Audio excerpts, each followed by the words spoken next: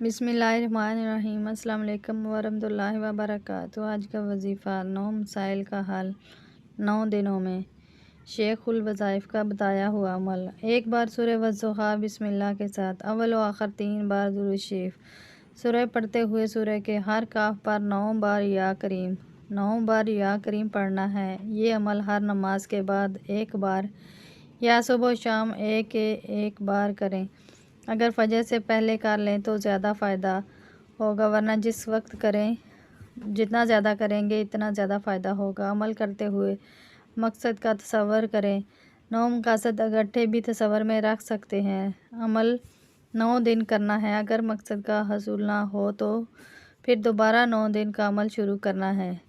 نوکری، شادی، کاروباری بندش، بیماری، مقدمات، غربت، گھریلو جھگڑے، اولاد کی نافرمانی، میاں بیوی میں ناچاکی اور کسی بھی مقصد کے حصول کے لیے لاجواب اور نہایت آزمودہ عمل ہے۔